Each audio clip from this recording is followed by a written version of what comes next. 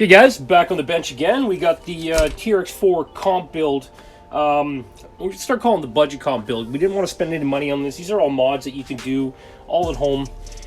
Just chop it down. We did the droop suspension shocks on it, which are just the factory shocks that we modified with pen springs that we showed earlier in the video. Driveline sitting super low. Now this, this is not going to be a good everyday crawler. This would be a good comp style crawler budget. We could throw the springs back in it, or I have another set of shocks we could toss back in. I did the final wiring up on it. I actually filmed it and deleted it by accident. I thought it was another file. Deleted the last final install. So you can see in the bottom here, underneath the receiver box, I've cut down the base of the original battery tray. I cut this down. This used to run from here to the back, which went between here, which now we just have bolts in. Just so I could have somewhere to mount receiver box. The receiver box is waterproof, and this Traxxas receiver unfortunately is not waterproof like a lot of the other manufacturers make, or allegedly they are. I haven't had a problem either way. Twist the wires, I always do that. I like to wrap them around the shaft to get it as long as you can of a bit driver, and you just start winding and winding and winding around. Use this donor HPI servo out of the Venture. Now, I never started the box because you can start pulling on it a little bit. You never want to do that because that puts stress on the thing inside. And then this end, you're going to want room to run inside the receiver, so you start a couple inches down. Start at the bottom. Keep going around. Now, you don't want to damage the wire, but you want to wrap it tight. Not crazy tight, because once you heat it up, yeah, you can bring it down.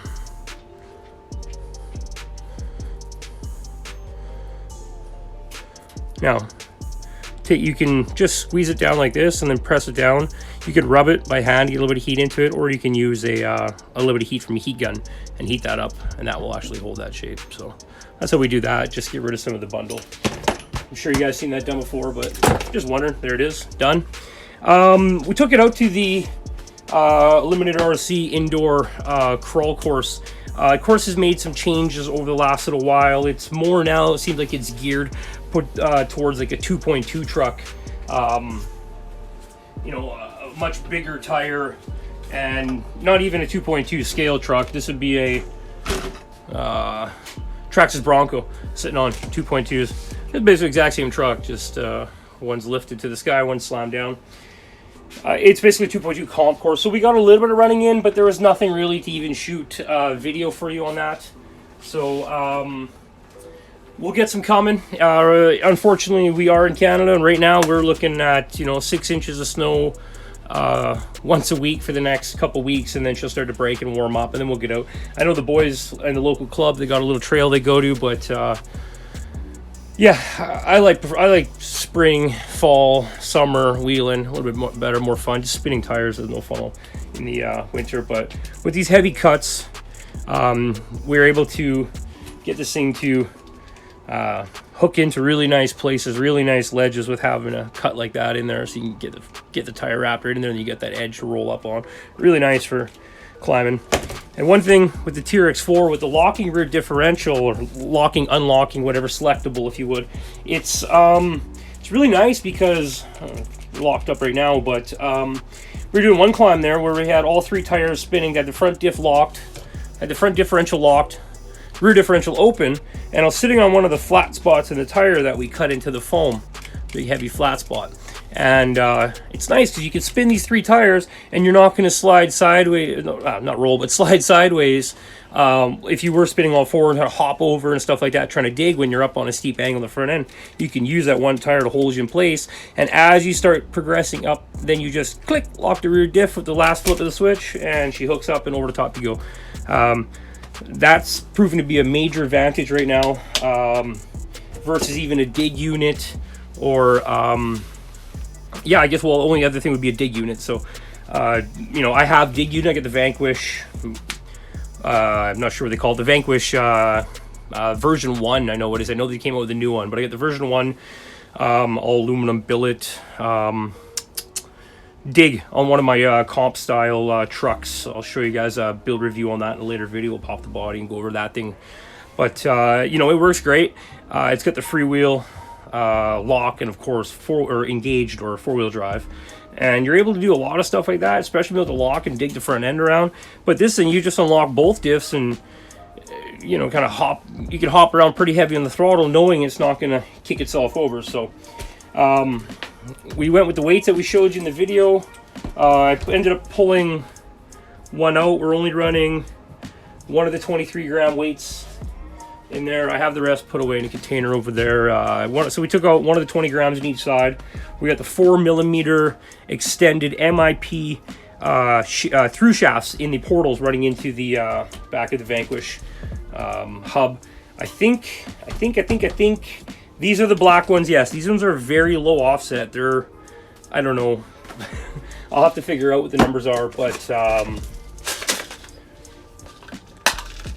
they're even like less than that, and that's pretty low for a unit. So they're they're like flush with the outside here. They're very low profile, which we're good. The back, we're running the same ones. You can kind of see them in the rears on those ones. It's whatever, pointless. But yeah, we're loving it so far. So good. Very impressed with, and inside there, you can see she's dirty and dusty. Really loose limestone, silty stuff like that. We live in Manitoba. That's the easiest rock to get. Limestone is everywhere, but it's limestone. It's soapy, it's greasy. Trucks don't climb on it very well. But if you work away at it, you clean it up a little bit, it starts to get a little sticky from the tires, and she hooks and goes pretty good. So, you know, we still get out and have some fun. We usually travel off to Ontario. They got some really good rock out there, that nice granite. We go up to our lakes and our cottage country. We'll find it here too. But for right now, the budget TRX4 build. We're gonna move on to the body. It's my first attempt at doing a rat rod body. If you're following us on Instagram or Facebook, you'll see that we kind of started throwing together the Power Wagon body. It's 1949. 49? Yeah, 49. Dodge Power Wagon.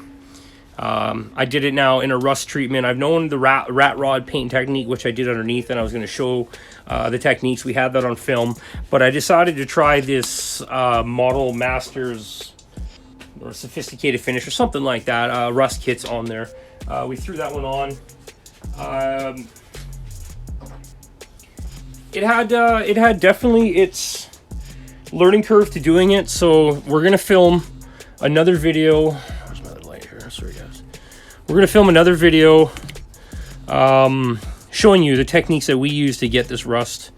I don't know if you're gonna be able to see that, but like we got some really nice. Now this piece hasn't been sanded or detailed or finished where the truck has.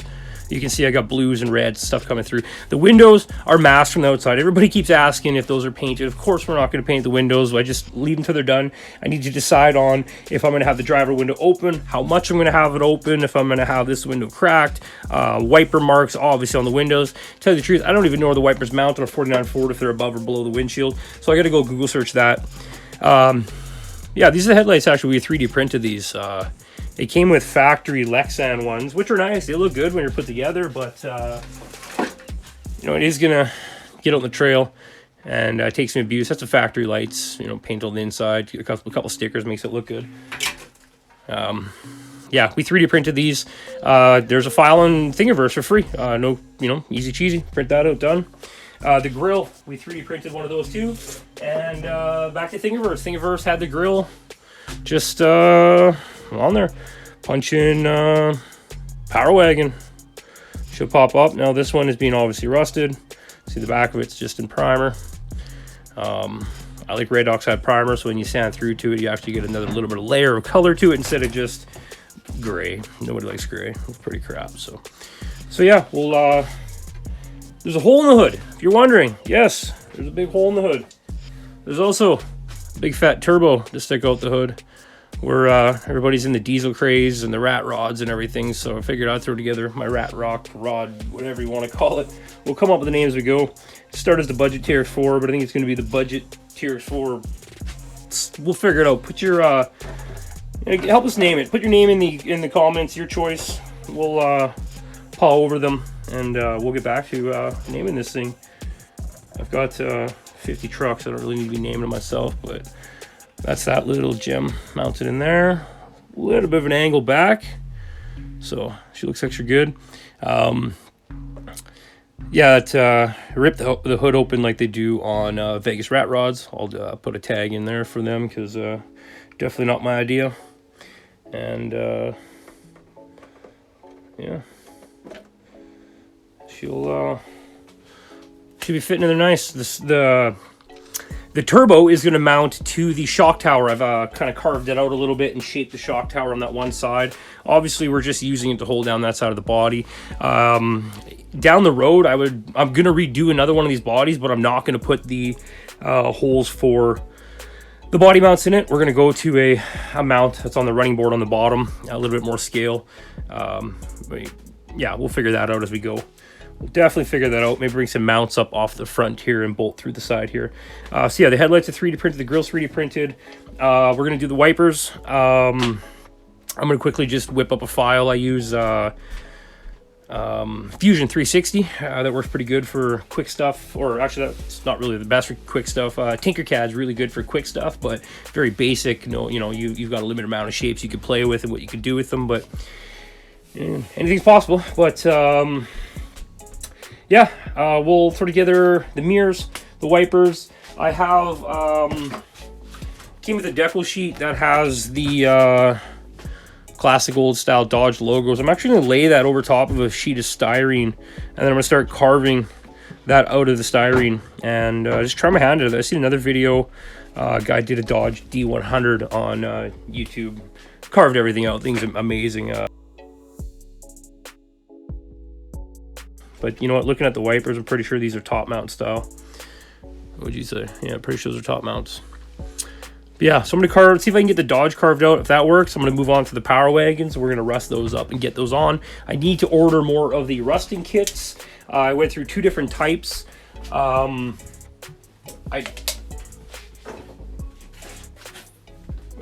Deluxe materials. This one was like all around the cheapest. And, well, there's the results right there. They seem to work really well. Actually took probably a mountain of rust. The thing was just completely orange when I was done. Another thing is it comes with an activator that you use to kick it over. Use the activator to kick it over. It helps strip back some of the glue that binds it together. And then after that, use vinegar, just white vinegar, and a hairdryer. So sprinkle it, spray it, whatever. I just use a soldering spitz brush or whatever they call them, the spatch brush, and brush it down. Got it all nice and wet. Blow dry it, and you can literally see the oxidization of the rust just starting to format and grow as you're blowing it off. So yeah, I'm going to put this one on the side burner for right now until we get this body completed. We're going to start on another body. I got one coming right now, should be here probably tomorrow. Good People Eliminator, we're just a little bit low on stock. They're going hot right now. Everybody's buying them up right now. They're a really nice body. They definitely really changes up the game. You do a lot with it. So I'm going to get this thing off to the side. We're going to move into some construction equipment for a little bit. We do conversions, Bruta conversions, the Hyuna, the Hyuna loader. We picked up one of those, a full metal one. We got a plastic one, a full metal one. We have excavator and Bruta conversions. So we're just going to throw a couple different mods that you could do to those things right out the gate. Blinking, flashing beacon light, not a BEC, but a beacon light that goes on the top instead of the blinking red and blue lights that come inside them and stuff like that. Little small upgrades just to make them, personal, make them your own, right? And we'll get into some detail and stuff. We do, of course, we do, weathering, detailing. That is the blade off the back of our D5 dozer. We also build and sell these too, if anybody's wondering. Just send us an email.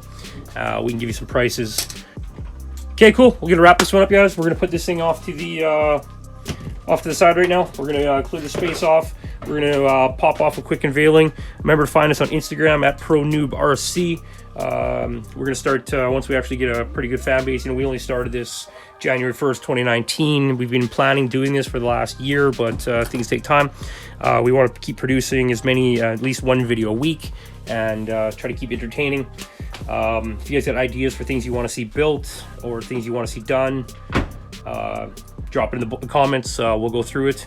I know we're going to try to get on some of the monthly mayhem builds that are happening over at some of our contemporaries out there. I wouldn't say our contemporaries yet. We're just kind of starting out, but we'd like to get on some of these builds and competitions other guys are doing, because that, you know, builds more awareness or brings more awareness and fun for the hobby. So that's what it's all about, fun and awareness, and get it out there, have some fun.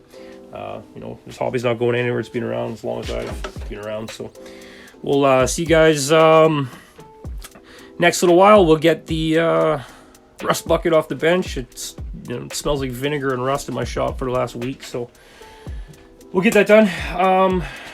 Yeah, a couple of the builds coming down the pipe. Go to bed, Jesse. It's late.